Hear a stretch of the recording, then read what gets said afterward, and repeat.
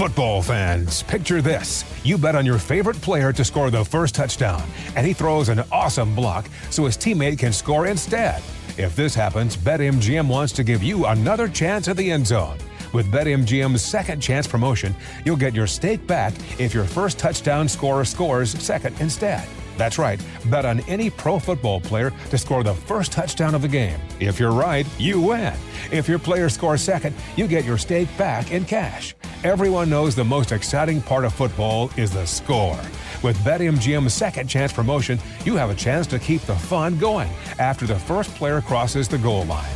Place a first touchdown scorer wager today. BetMGM and GameSense remind you to play responsibly. See BetMGM.com for terms. 21 plus only, DC only. Existing customer offer. Subject to eligibility requirements. Rewards vary. Gambling problem? Call 1-800-GAMBLER. Meet the Bose Ultra Open Earbuds, a reinvention of what earbuds could be, and the perfect gift for the music lover in your life. Hear life and music at the same time. Go to Bose.com/iHeart to shop now.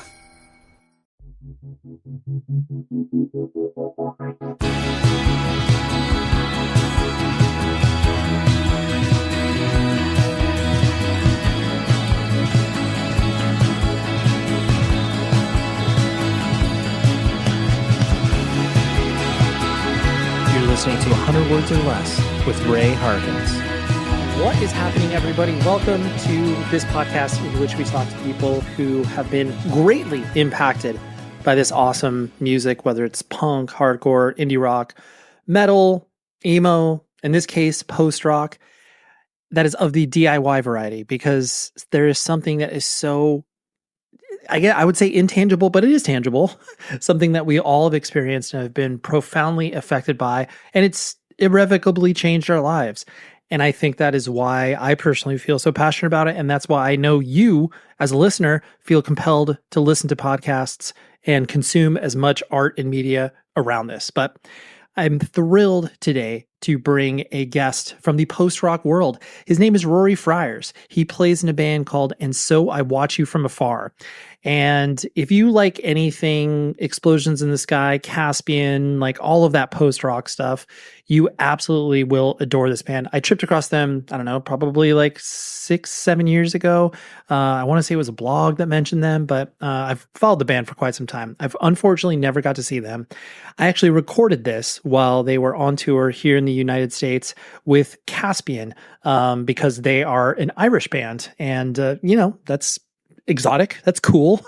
I always love to bring people on that can speak about different scenes across the world. And so Rory completely falls into that. So a great discussion. And if I'm not mistaken, there were a few moments where, the audio quality dipped a little bit out just based on the, the circumstances which we were recording, but nothing that affects the conversation. We're totally good, but just wanted to highlight that, sometimes I'm recording people on tour, and that's just the way things go.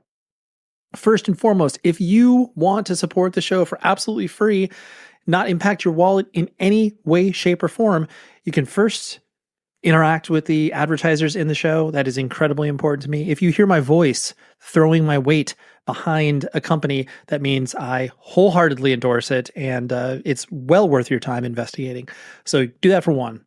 For two, you can leave a rating and review on the Apple Podcast page, leave a rating on the Spotify page. It helps the algorithm find this show as well as recommend it to appropriate people that listen across the podcast landscape. So all of those things are incredibly helpful. And then also, if you just want to simply interact and say, what's up? Here's some guest ideas, or have you checked out this band, or whatever the case may be. 100wordspodcast@gmail.com. That goes right to me. I'm able to, throw some ideas around and have a dialogue. And it's very fun for me to interact with you, the listener. And I love to incorporate that within the context of this show. Because, straight up, there's been times where people have been like, have you spoken to this person? You need to have them on. And then they introduce me, and then boom, we're off and running. So anyways, let's talk our weekly recommendations, because I've been doing that all year. I'm going to continue to do that basically until the show decides to not, or the show, like me, until I decide that I don't want to do this anymore.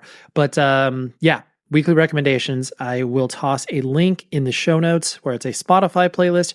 You will be able to listen to all of the previous weekly recommendations. And this one is really good. I mean, they're all good. Obviously, I'm recommending them, but this band is called Wakely. They're from New York. I want to say the Brooklyn area.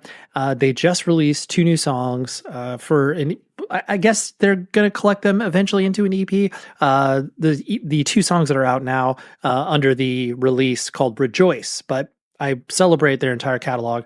They're a band that's like a mixture of, Pine Grove, like classic, 90s emo stuff.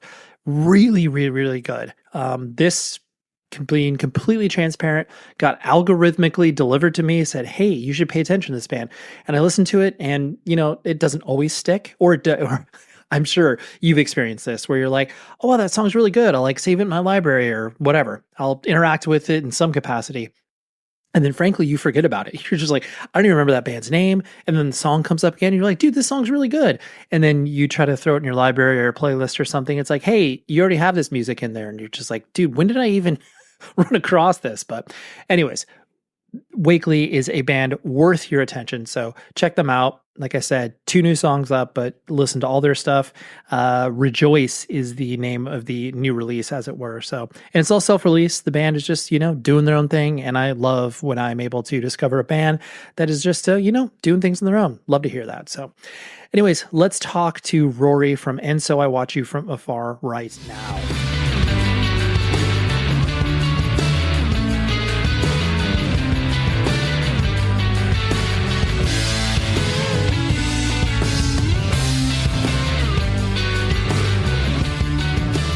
I first got exposed to you guys when you started working with Sargent House, and then basically just the love of all things that were progressive, but not prog, because I'm a punk and hardcore kid. So that's prog is evil. But even though the band isn't rooted in metal, punk, or hardcore, there's obviously a connection there. And there's frankly a bite to the music that you put out there. Is that something that is conscious, subconscious, implied, not implied? Where do you think that comes from?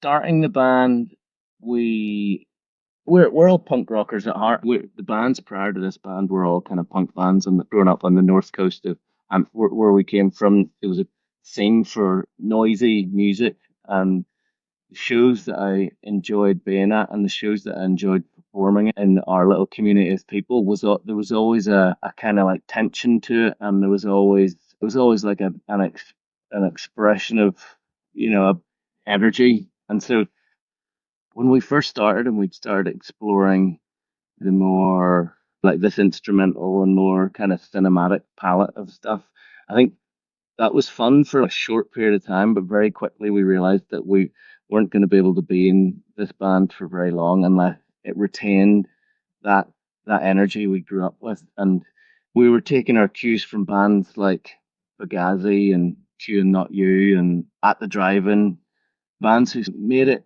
okay to experiment and God forbid be like proficient at your instrument, but at the same time making something that was like really visceral and that you should perform live in a way that you could expel some of your demon and that you'd built up through the week. So yeah, I guess that was it. We didn't 100% know what we were doing, but we just knew that how we wanted it to feel whenever we were playing together.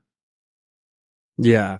And that's what I think comes through with your music. Like I said, the bite that exists, because there's definitely, and no shots against people that obviously don't come from the same world as you and I and many of our peers do.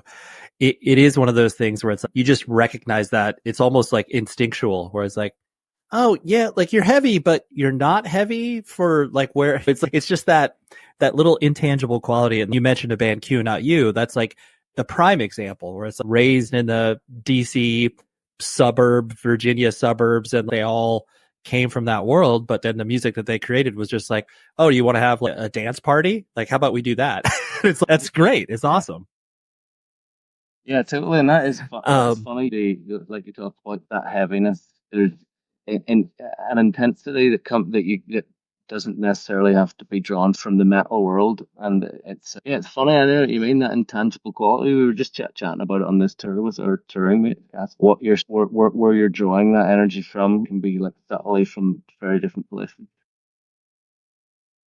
Yeah, absolutely. And yeah, your tour mates, Caspian, are definitely another example where it's, I think the excitement that you can unlock when you start to introduce more music into your head, but you're still the same person of getting into whatever Green Day, Rancid, and then punk and hardcore bands past that. But then you're like, hey, I can express myself in a slightly different way. And like you said, cinematic, post-hardcore, whatever you want to call it, you're just like, oh, there's other things I can do, but it still retains the excitement that brought me to this whole thing in the first place. Yeah, exactly. Yeah.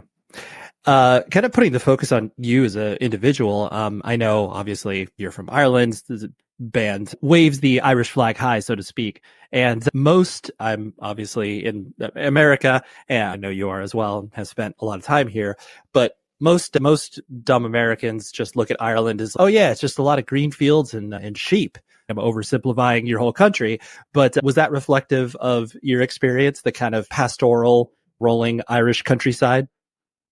Yeah. When we first came to America, I remember first of all, I remember being shocked at how many other people told me that they were from Ireland too, usually in a really strong American accent. And I was like, whoa, we really get around. And then, the first time we were granted was about 15 years ago. And then I remember, some people really being so inquisitive about there's kind of stuff in Ireland then, like you're a band from Ireland, and Right. it was funny just to hear people's perceptions of I guess where you come from. But yeah, you always feel like super welcome. I think over here, and I think there's people have a real kinship with, and sometimes it's their own version of it. But it's always nice. Mm-hmm. And I think there's always that comfort level for people traveling when you're looking at international travel. And it's like, hey, let's pick a country where we can obviously speak the language, even though some people get completely confused by the Irish accent and obviously the slang and lingo, where it's like, oh, I think I understood like 30% of what you said. It's okay. I still understand most of it. True. Yeah. We have to make sure that we're pronouncing our P's and Q's while we're here. Exactly. So I know that you were the oldest of your siblings. You have 3 other siblings, or?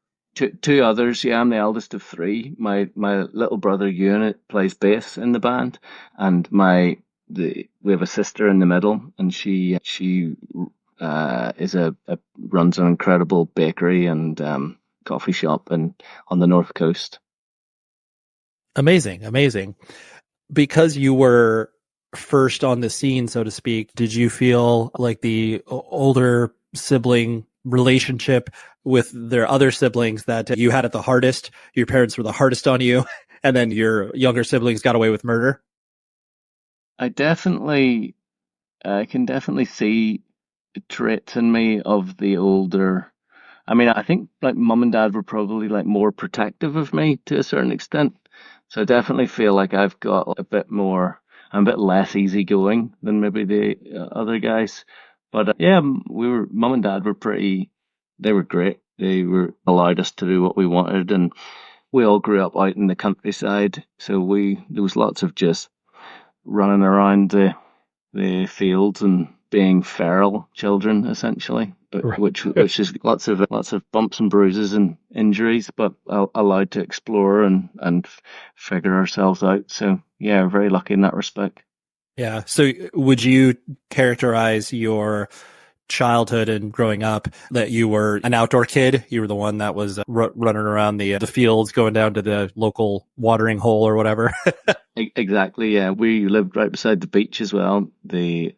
Called White Park Bay on the edge of the North Atlantic, and we would be running down there and trying to find fossils on the beach. And it was, you don't know it at the time, it was the only thing we knew, but as you get older and travel about a bit more, it was really amazing that we had that sort of childhood up there. It was great. That's awesome. That's awesome. How was school life for you as you started to go into elementary school? Or actually, this stupid American question, but do you actually call it elementary school or you call it primary school? I'm not sure how it gets coded in Ireland. Yeah, primary school. So we've primary school and then we've high school, secondary school. Yeah, no, primary school was okay for me. I coasted through and had good chums, good friends there. And I was in a really small primary school not far from where we lived. There's maybe 100 kids in the entire school. And so yeah, it was cool. Whenever I got to high school, I started to really struggle with just keeping focused and being the amount of work and the kind of quite overwhelmed by how many people were there. It was like a bigger school, like 1,000 people. And yeah, I definitely found school from that point pretty difficult. And that's where like music really came into its own for me, like getting back and listening to records and having my little space at home where I could just zone out and listen to records. And that kind of, I eventually made it through school and half attempted to go to art college, but really by that stage I'd clocked off mentally in terms of education and was just finding it more and more difficult to be in that environment. So after art college, it took a bit of time took a year where I basically just slept a lot. Right. And then I think at one point I was like, the thing I'm doing all the time is music, but I'd never connected in my head that it was something that I could actually pursue. And it was a college course that I spotted. I didn't do music at school or anything. Music was just something I did at home. So there's this college course I spotted and went and did that, and then was suddenly amongst a load of like-minded people. And the band started that year, actually, and then the rest is history. I'd love to welcome our sponsor, MaddVintage, to the show. I love merchandise and vintage merchandise, shirts that you can't find, anywhere anymore. That's obviously the point of vintage, but they're either ridiculously overpriced or you cannot find them.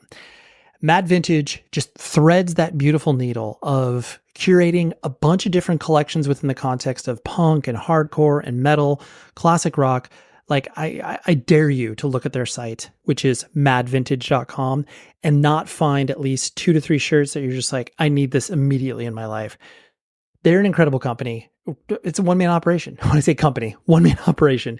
And he releases new shirts on the daily, which is incredible.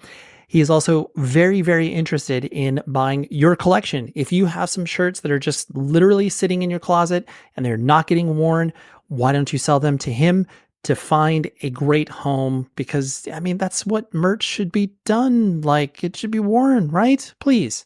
So go to MaddVintage.com, check out the entire collection. And then if you have shirts sitting in your closet, just going unworn, hit up MaddVintage and they will work with you on a great price for you. So MaddVintage.com for some great vintage drops each and every day. Going back to the just music being your safe space and haven, so to speak. I know your dad played a part in getting you into music, but as you started to develop some of your own tastes and bringing music home that your parents probably didn't recognize and thought was weird or whatever, what was that? What were those first explorations? What were the bands you were getting into, and what was the sort of stuff that was obviously left of center?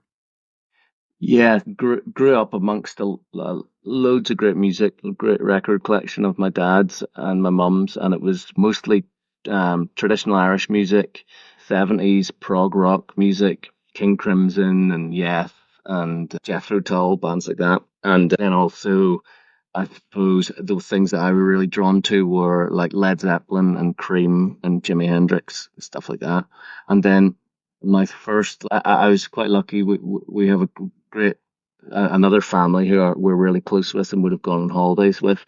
And I was best friends, still am, with a guy he's 3 years older than me. So he, as a kind of 9, 10, 11-year-old kid, the kid 3 years old, Daniel, he was like the coolest person in my life. And anything that he was into, I got into pretty quickly. So that's where I first discovered Nirvana and grunge music in general, all of this kind of like Seattle themed stuff, and I got really heavily into Nirvana, and simultaneously on the quite on the other end of the spectrum, I was like getting really into like hip hop music as well.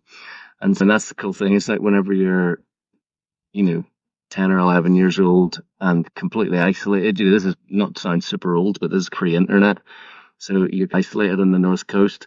So you've got you'll just, whatever comes your way, if it connects with you. So I was into all these kind of very different genres and was slowly collecting up tape cassettes and getting really into the American stuff at that period of time. And that kind of excitement that I got whenever I ordered a Nirvana video cassette, and like the first time I watched, there was like shaky camcorder videos of some of their live sets and saw the irreverence towards their instruments and the energy of the shows. That was a real eye-opening experience. I was like, where is this all happening? Where's Seattle? What is this all about? Who are these guys? That kind of feeling. And I continued to get that most of my early life, as there was a record store near us, and you'd go in, and the selection wasn't massive, but you'd pick something, you'd take it home, and the next thing, your life would be changing in some degrees. Like the first time At the Drive-In Relationship Command arrived at our record store, and kind of undoubtedly sent my brain off in another direction again. And yeah, so we weren't exposed to like lots of music, but when you found something that you connected with, you would play it until the tape cassette broke. So just that idea of you getting into music, you are getting into it devoid of context. Yes, you can place it like you were talking about, being able to be like, oh, Nirvana's from Seattle and there are other bands from Seattle. Like you can do that. But as a kid, you're just being like, I like all of this. The notion of you listening to Yes and being like, yeah, I like this. And then I also simple rock music, and it all sounds, whatever sounds good to you is great. And that's what's going to continue your love for music until it starts to coalesce into a scene, so to speak, where you're like, oh, At the Drive-In. And then you start to pay attention to the independent record labels, and then you're off and running. Yeah. That's it. There's something like lovely about you're just completely open, to anything, especially when you're first discovering stuff. It's a Public Enemy tape and Nirvana Bleach, that you don't differentiate between them. You're just like, oh, these are two cool albums. And they sound a bit different.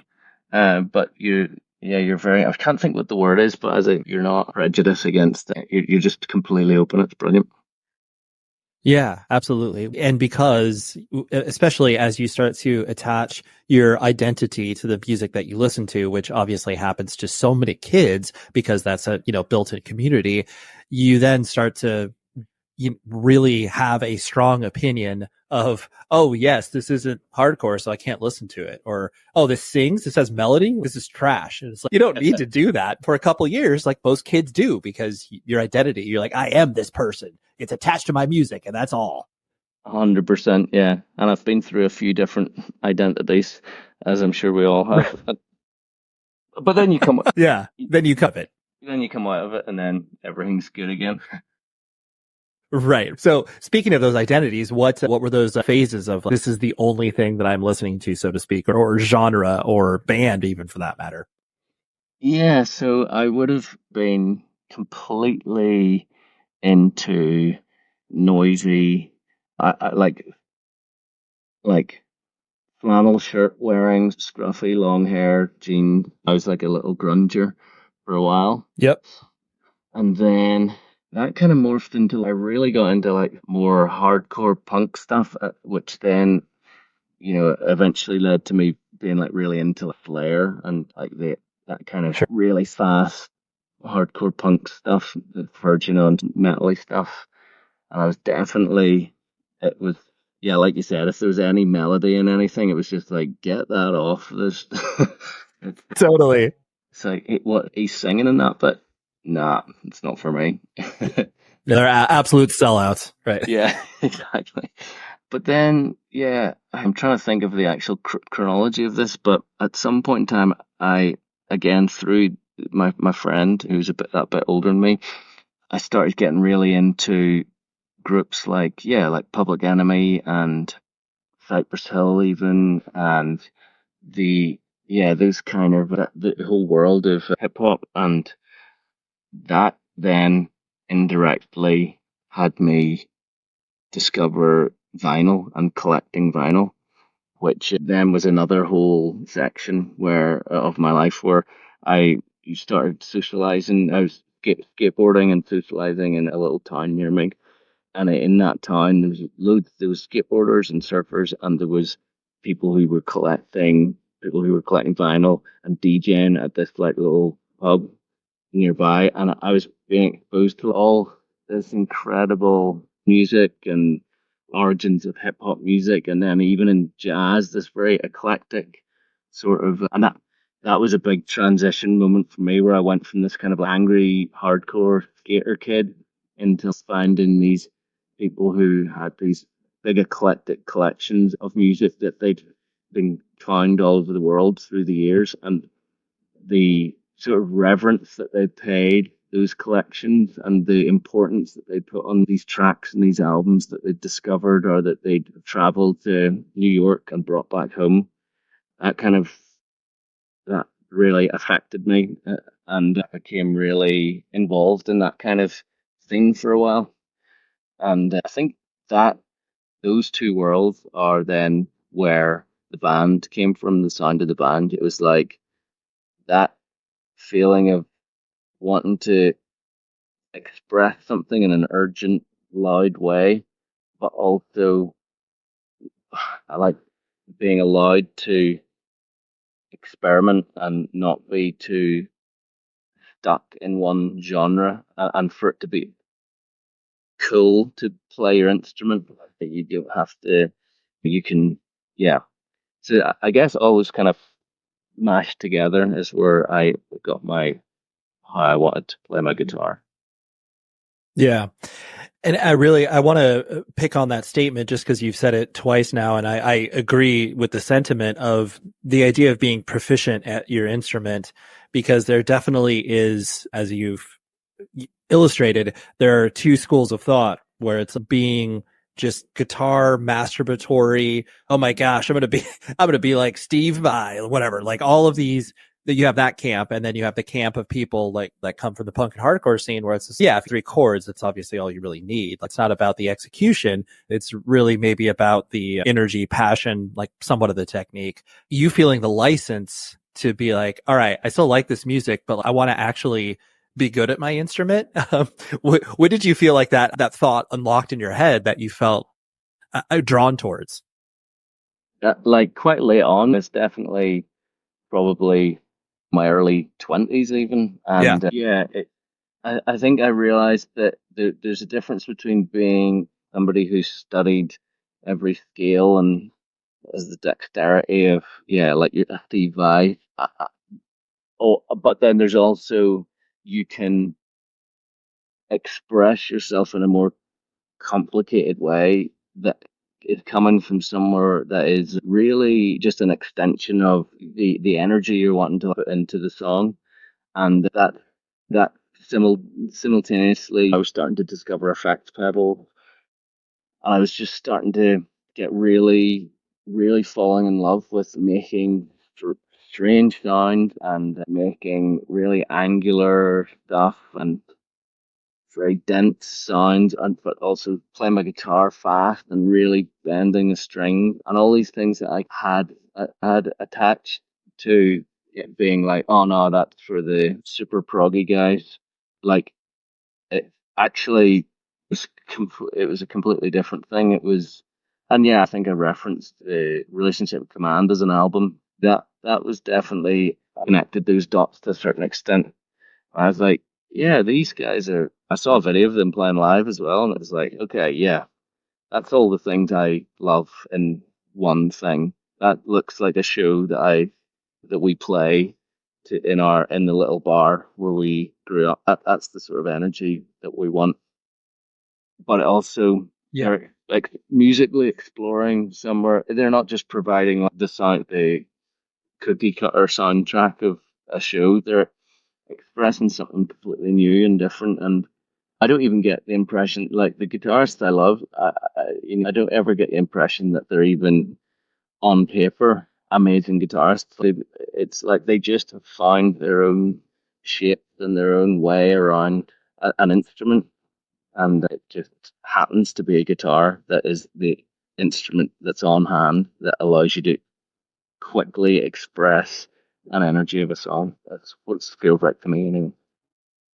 Our friends at Evil Greed want you to go to their website, evilgreed.net, for heavy music merchandise and records. So that's a very simple way of saying they sell you really cool stuff, whether it's vinyl, whether it's shirts, hoodies, long sleeves. They work with bands like Nails, Blood Incantation, Brutus, Drain, Knock Loose. Trust me, if you listen to this show, you absolutely will love everything that they have going on there. What is even cooler about it is that they ship worldwide, and us here in the United States of America, it gets to us very quick. They're based in Berlin, Germany, but don't let that scare you because the shipping rates are very, very cheap for us as of right now. So go to evilgreed.net, shop around to your heart's content. They also have a very easy little feature where you can be like, can you switch to euros and American dollars? It's a great company, and I love supporting them because they're independently run business. It's absolutely awesome, and I love that they find value in this show because they want you to go shop there. So visit evilgreed.net and buy a bunch of great stuff. Talk to me about as you started to be in bands and play shows in your local area and start to maybe jump on over to the UK to play some shows and stuff. I guess your local scene per se, gigging around, and was there, just because I know the remoteness of where you grew up, did you have to travel pretty far to play with other bands, or was there a relatively tight-knit group of people all forming bands at the same time? Yeah, we had a little scene that growing up where we did, I think the entire world was this very small peninsula of land, and there was no huge ambitions to go anywhere else or do it. You just wanted to go to a show every weekend in your hometown, and that really instilled the sort of, if you want to go to a show, you've got to put on the show yourself 9 times out of 10, and a lot of the time you've got to actually be the band that's going to play it as well, because there's not a lot kicking around. That's just what we were compelled to do, really. And there was some other bands playing at the time, and there was another little town close by called Ballymoney that we would go over to as well. And it was so funny. I mean, it's 15 minutes down the road, but it felt like whenever you went over there that you were hopping in the van going on tour, and hours away, yeah. Yeah, and you're like arriving, and there's a band from Ballymoney, and you're sizing each other up, and there'd be like 6 bands playing in the bill, and there'd probably be more band members than there were audience. But those were all like magical, and we just continued in that way. And I suppose played the shows that we played started to become like a thing that some other people wanted to come to, and slowly we'd have like more people turning up to these gigs, and then that there was a suggestion that we might go play in Belfast, which is the capital city of Northern Ireland, and it's only an hour away. But yeah, the first time we went down and did that, we got all of our friends to throw in a few quid each, and we rented a minibus, and we all went down in the minibus, and we were opening up at this little pub, first of 7 punk bands. It was like all there, and we played first to like absolutely nobody.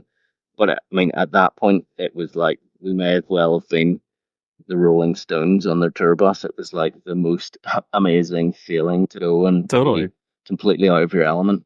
And yeah, that's, as it happens with most bands, that was like that's when we were off the starting line. It's okay, this is what we want to do. We want to do this in as many different places as possible, as far as possible, to as many people as possible. That was probably 25 years ago.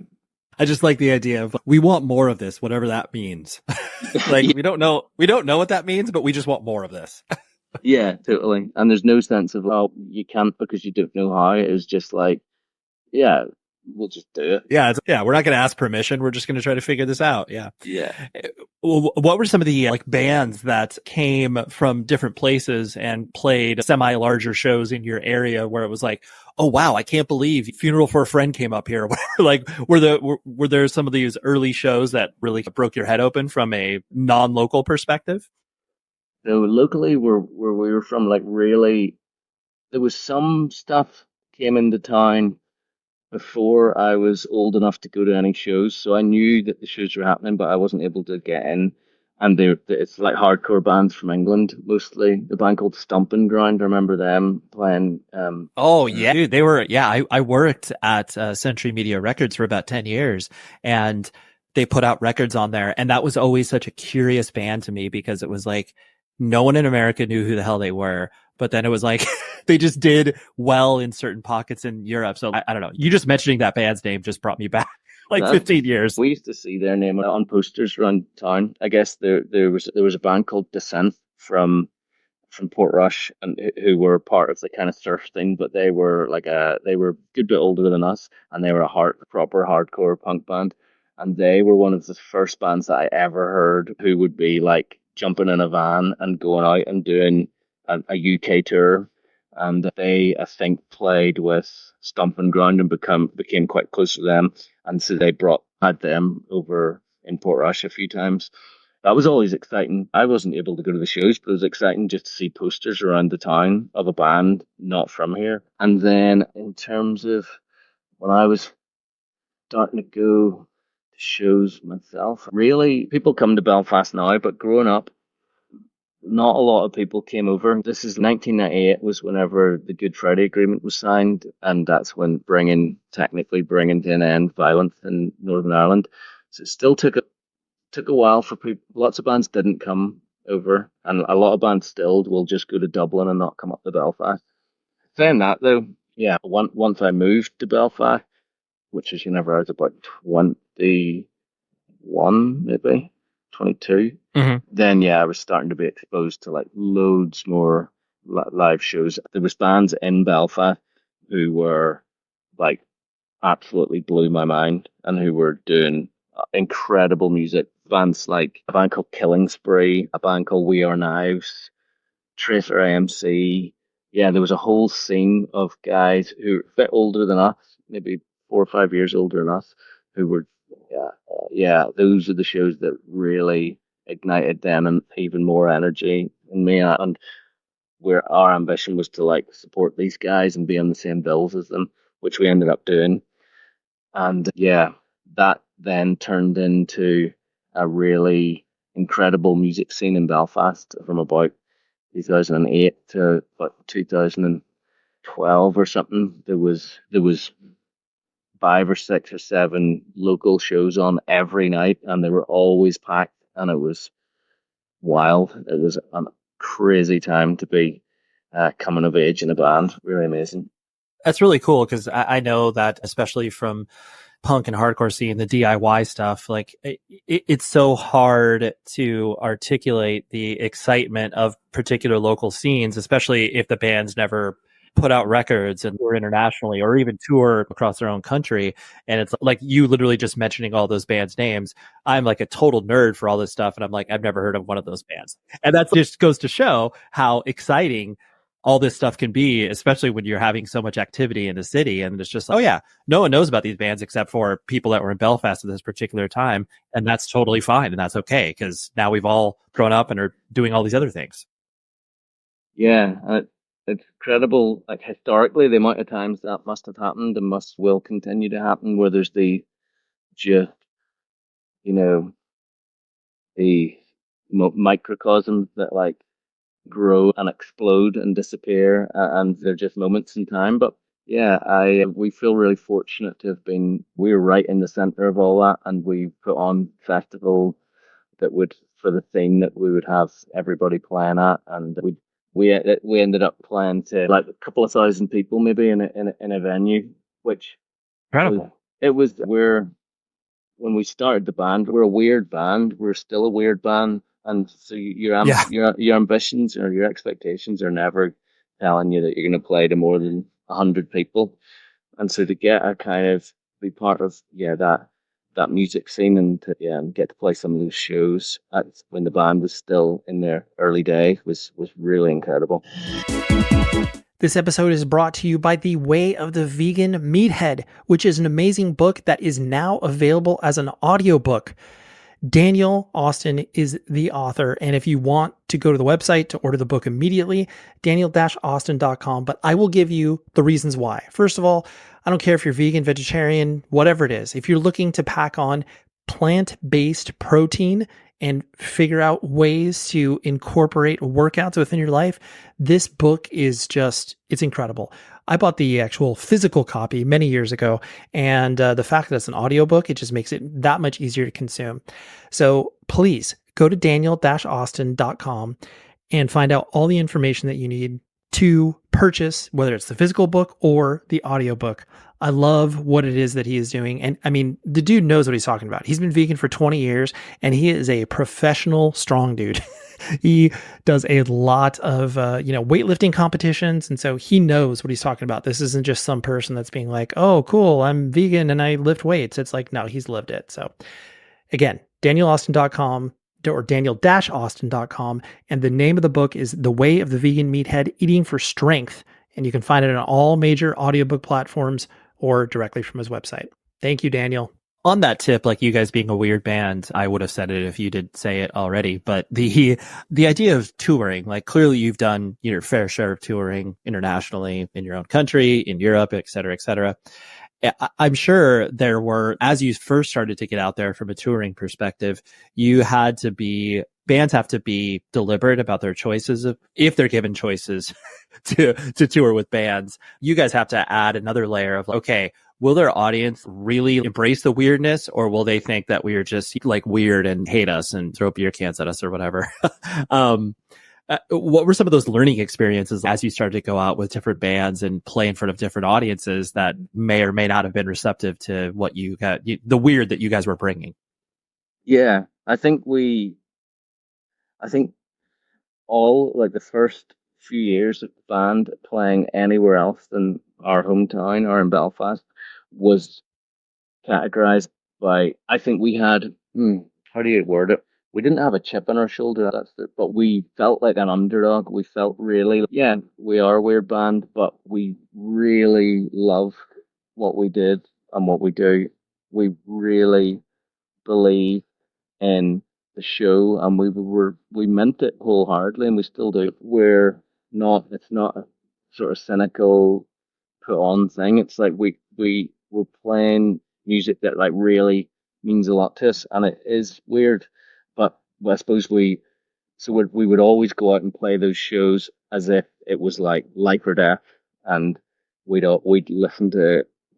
be watching like Joe Strummer and the Clash videos and watching documentaries about Washington DC hardcore scene, and we were just like, yeah, that's us too. We just believe 100% in what we're doing, and so we would go out and play shows as if we were trying to flatten the venue, literally. And I think then that kind of boded well. In a way, we didn't care if anyone was going to like us or not, and so the stakes were low for us in that regard. But we were getting so much out of playing a concert and getting to show people and representing where we came from and where we come from. I think then it's funny.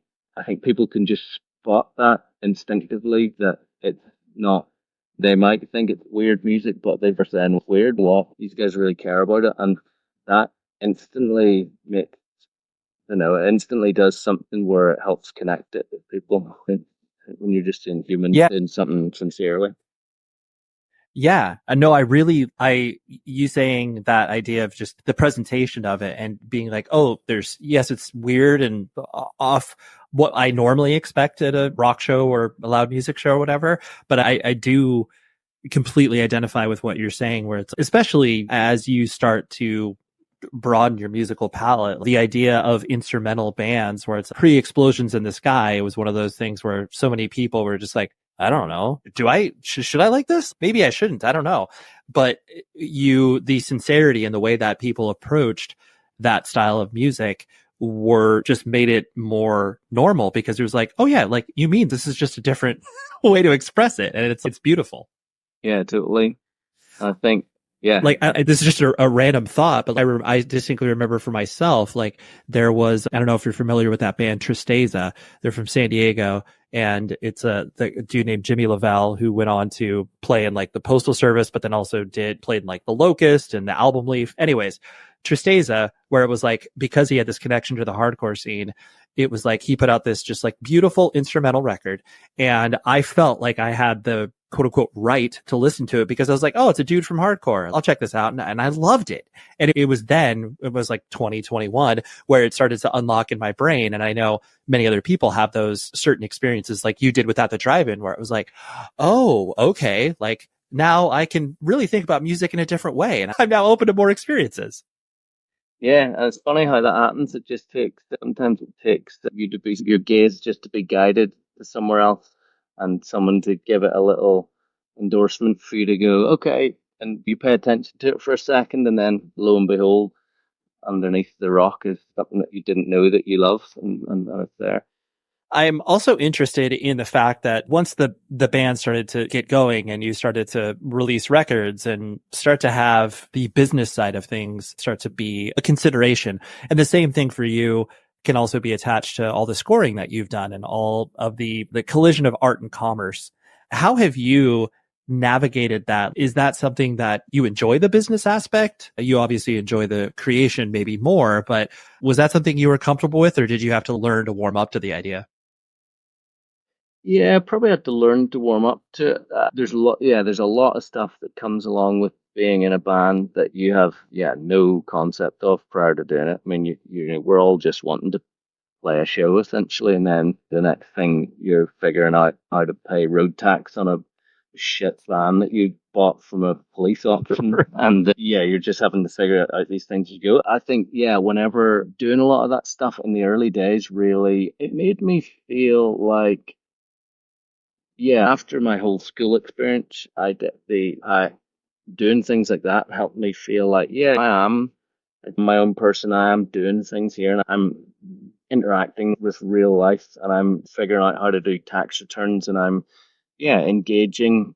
It made me feel like, I'm legit as the next person, and I'm actually doing these things in my own terms. Me and my friends care about this, and all the early days of all that stuff.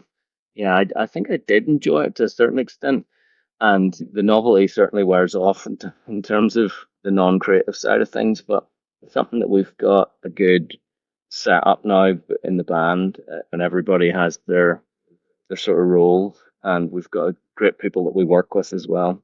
But a lot of trial and error for all that kind of stuff, and a lot of harsh lessons as you go.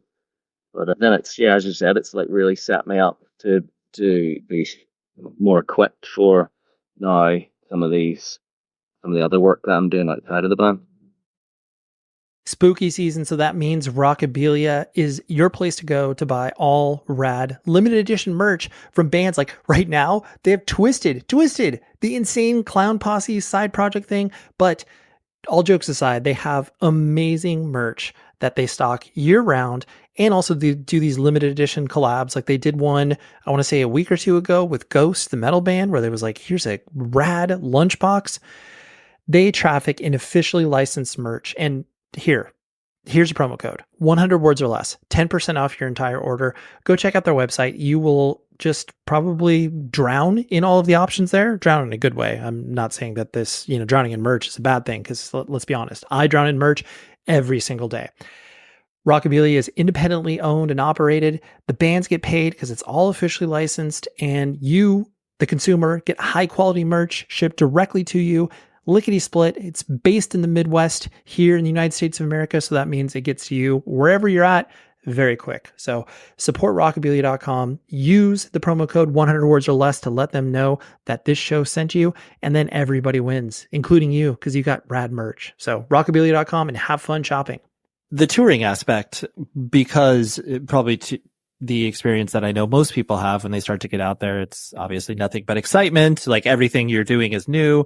And then you go into a phase of touring where it's like it becomes a little more routine and then maybe a little bit more cumbersome because look, I'm playing this venue again for the third time this year. It's not as exciting. How has your relationship with touring evolved? Has it always been a steady level of excitement? You're still doing it. So obviously there's an element of enjoyment. I imagine you get out of it, but how's your relationship with touring? At the minute, all our relationship with touring is really great, actually. There would have been a period of time where that probably wasn't the case. I think we toured so much at a point, and everybody's mental health was like absolutely, really not great. But then the thing is, there's this cycle of everybody's suffering in some way, but your kind of remedy to that is to go and play a show and express yourself and understand who you are a bit. But then to do that, you've got to be stuck in a van, driving thousands of miles, living off very little. And so in the early days, there was just it was a hard vlog, but it felt like, I heard somebody say, it's like a beautiful vlog in a way. But then, right, as then the band, we're by no means a big band, but as we start to have more people come to shows and the venues become a bit nicer, and in more recent times we've been able to have a bus with a driver, so we're not doing the drives.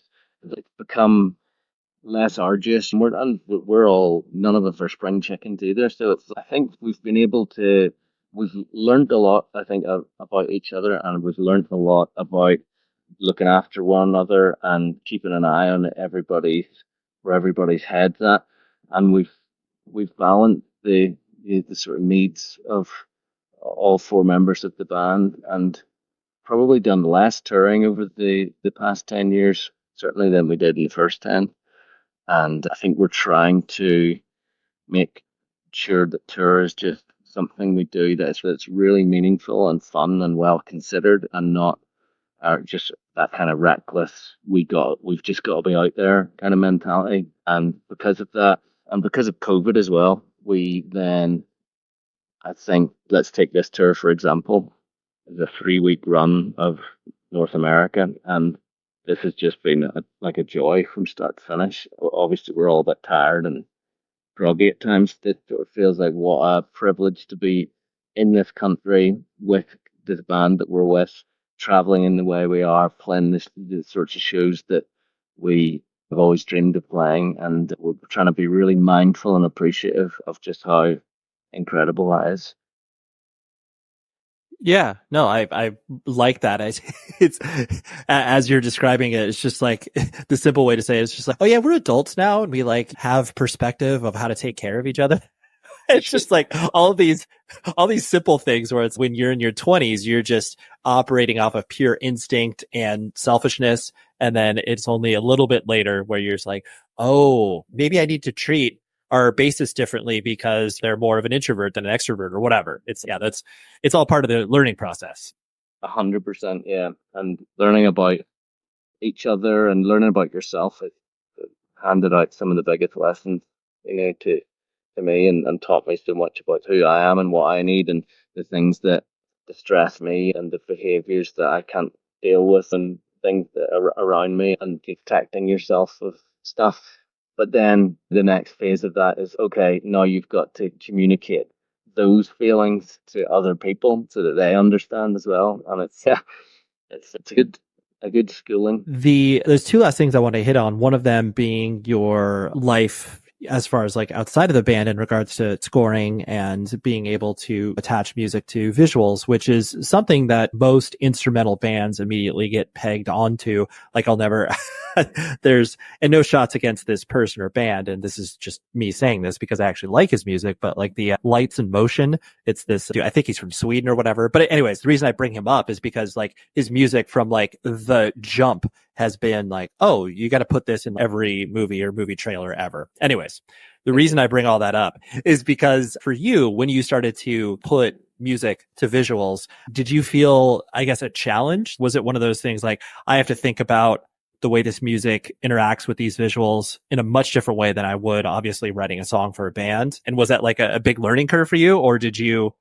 adapt as you went along?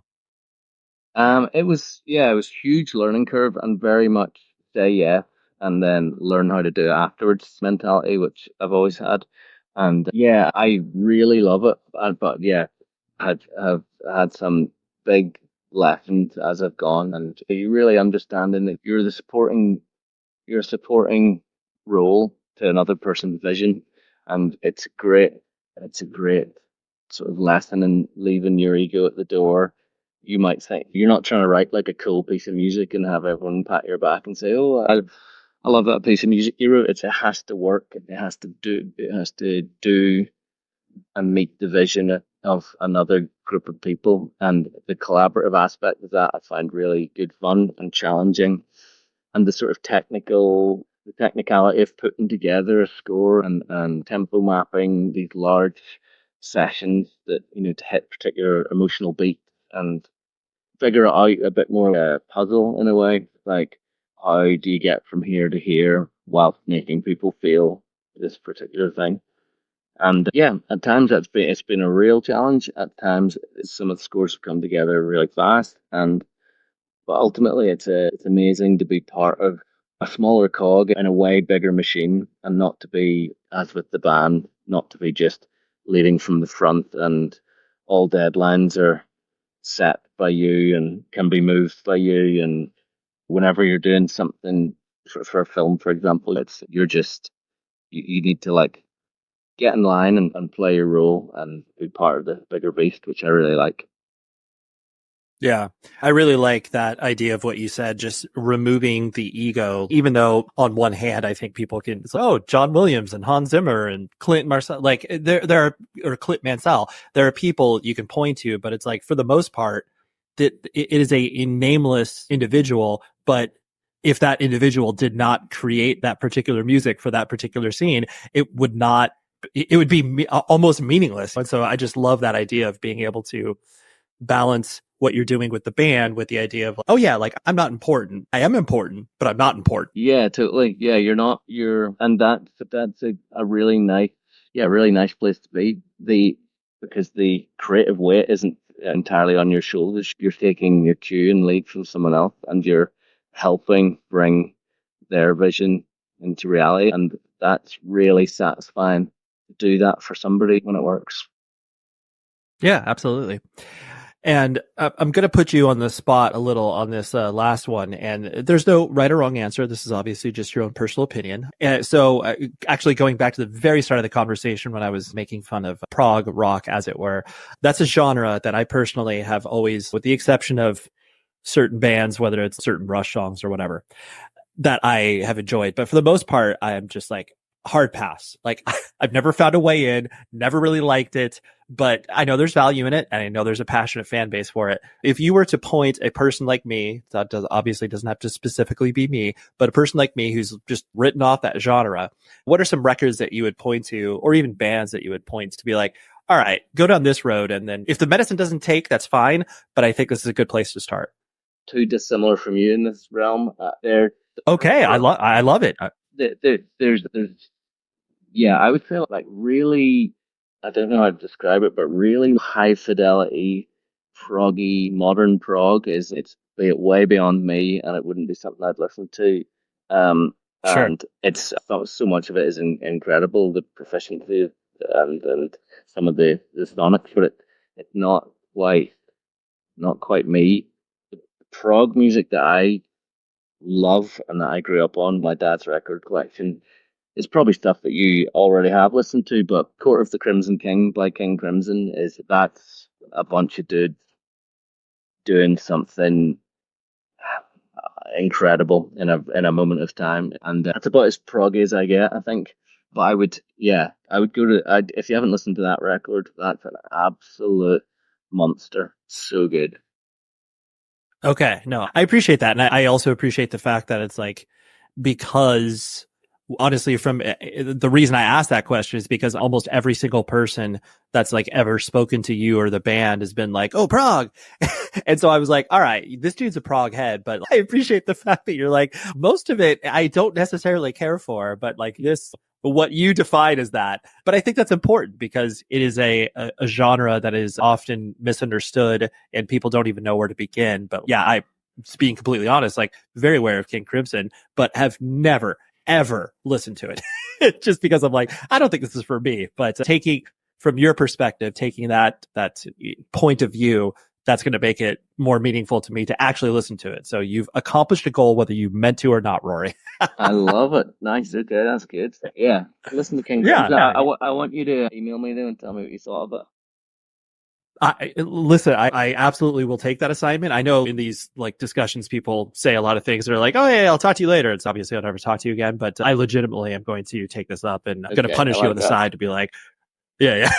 and do get a bit of context. I always find that context is always important. So yeah, read a bit about the band before you do, because it's really interesting. And that record isn't like a million miles off maybe what Relationship with Command did for rock music. Is that I think King Crimson they're like more punk rock than they get credit for. There we have it. That was Rory. You get to talk a lot about how cool Ireland is. I've only been there once personally. Played a lot of golf when I was over there, but yeah, I really enjoy his band, enjoy his camaraderie. We chopped it up even after the show was done recording, and we were just like, man, I really like hanging out with you. So huge shout out to Rory and huge shout out to Tim, his publicist, for pulling it all together, which I met in real life. I was so excited. Anytime I get to meet somebody in real life that I've been working with on the internet for years and years and years. We met at New England Metal and Hardcore Festival, and man, I gave him probably much larger of a hug than he was anticipating. But regardless, you got to, give credit to where credit is due. People doing the work behind the scenes, making all of this, cool conversations and content happening for you. So anyways, next week I have, of course, another great conversation because, that's what we do here. I have Jim Suptic from the Get Up Kids. And I know everybody is aware of the Get Up Kids. And I know, truthfully, most people speak to Matt. I've spoken to Matt in the past. I want to say twice, 2 episodes I've done with him. Regardless, Jim was always kind of I just didn't really know about him. I didn't know about what he was up to besides the fact that, he did Blackpool Lights afterwards. And then obviously Get Up Kids are literally doing a 25th anniversary tour of Something to Write Home About. Right now, as we speak, they're out. But yeah, Jim was always kind of a blank for me. Like I just didn't know anything about him. So we solved that, and it was a great discussion. So Jim Suptic from the Get Up Kids is happening next week. And until then, please be safe, everybody. This podcast is supported by BetterHelp, offering licensed therapists you can connect with via video, phone, or chat. Here's BetterHelp Head of Clinical Operations Hessu Joe discussing who can benefit from therapy. I think a lot of people think that you're supposed to be going to therapy once you're like having panic attacks every day. But before you get to that point, I think once you start even noticing that you feel a little bit off and you can't maintain this harmony that you once had in relationships, that could be a sign that maybe you want to go talk to somebody. There's always a benefit in talking to someone because we can all benefit from improved insight about ourselves and who we are and how we behave with other people. So if you're human, that's like a good indicator that you could benefit from talking to somebody. Find out if therapy is right for you. Visit BetterHelp.com today. That's BetterHelp.com. Hey, it's me, Tyler. Bose open earbuds are stylish.